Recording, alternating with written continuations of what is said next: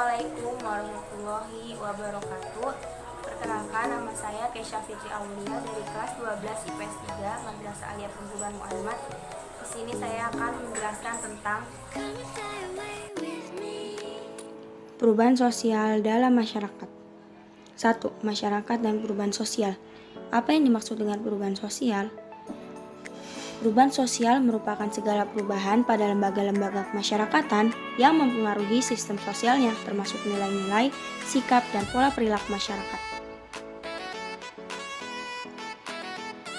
2. Faktor penyebab perubahan sosial. Yang pertama, perubahan lingkungan fisik, peperangan, perubahan jumlah penduduk, dan pemberontakan atau revolusi. 3. Faktor pendorong perubahan sosial. Sikap mudah menerima hal-hal baru, orientasi pada masa depan, kontak dengan kebudayaan lain, sikap menghargai karya orang lain, dan keinginan untuk maju, majunya sistem pendidikan, keinginan manusia untuk memperbaiki kehidupannya, penduduk yang heterogen, sistem stratifikasi sosial terbuka atau open social stratification, dan toleransi terhadap perilaku menyimpang. 4. Faktor penghambat perubahan sosial. Perkembangan ilmu pengetahuan terlambat, kurangnya interaksi dengan masyarakat lain, prasangka terhadap kebudayaan baru dan asing, adat dan kebiasaan yang sulit diubah, adanya kepentingan yang tertanam kuat, hambatan-hambatan yang bersifat ideologis, rasa takut terjadi kegoyahan pada integrasi kebudayaan, dan sikap tradisional masyarakat.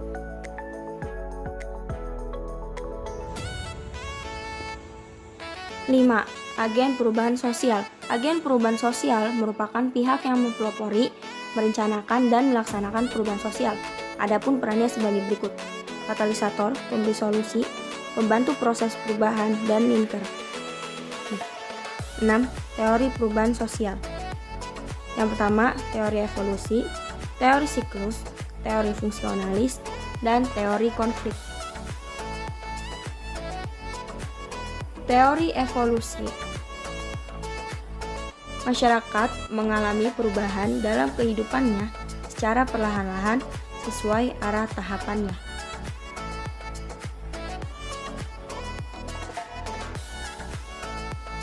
Teori siklus.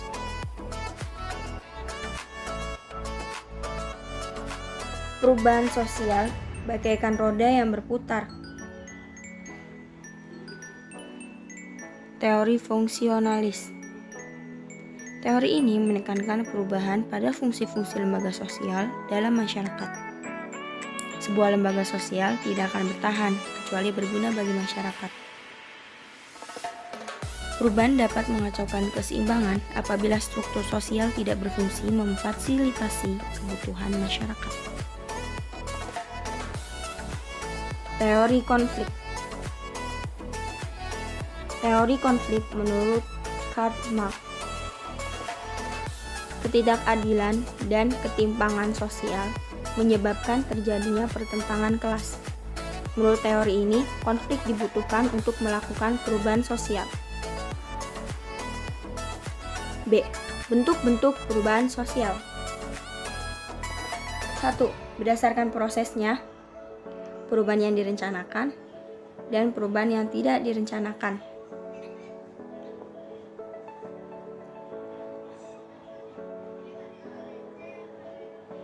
2.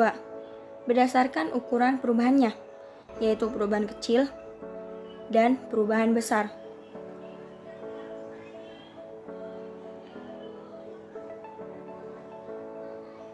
3. Berdasarkan sifat perubahannya, yaitu ada perubahan struktural dan ada juga perubahan progres.